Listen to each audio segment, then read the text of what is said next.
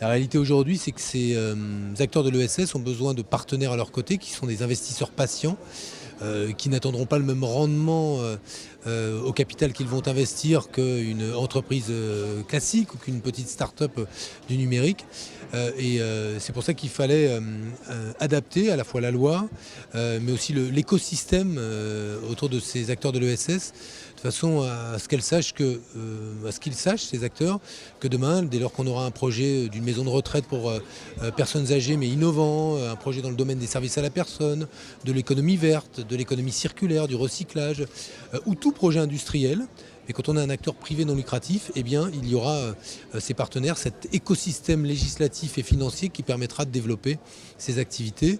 La direction du Trésor a fait ce qu'on appelle une étude d'impact et elle a montré qu'on pouvait attendre la création de 100 000 emplois. Mais je vais prendre qu'un exemple parmi d'autres, mais le fait de permettre ou de faciliter la transmission d'entreprises aux salariés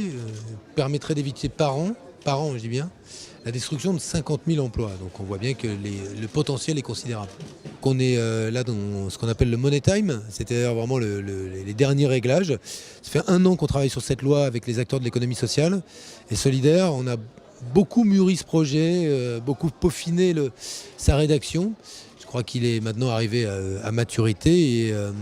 est prêt à affronter l'épreuve du débat parlementaire, parce que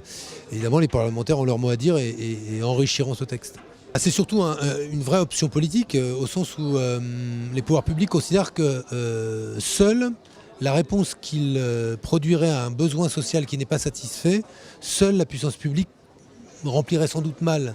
le rôle qui est le sien, au sens où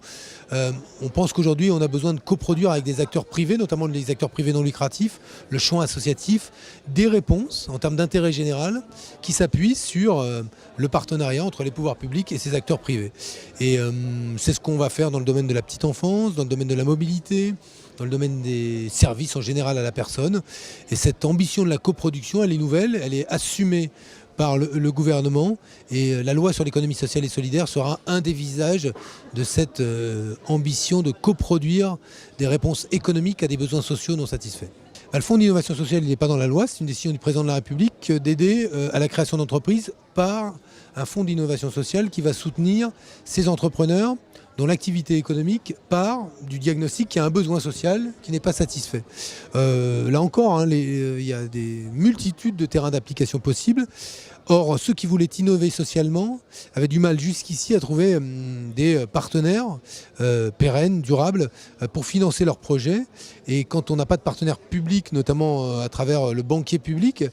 pour vous soutenir, c'est difficile d'avoir un effet levier qui mobilise des acteurs bancaires privés. Et donc, ce fonds d'innovation sociale a pour but de créer un effet levier pour mobiliser aussi d'autres acteurs bancaires privés en faveur d'activités économiques dans le champ, là encore, je le dis, de multiples de ces activités ou de ces services qui répondent à des besoins sociaux qui s'expriment partout sur le territoire et qui ne sont satisfaits ni par l'État, ni par les collectivités locales, ou mal satisfaits, ni par le privé.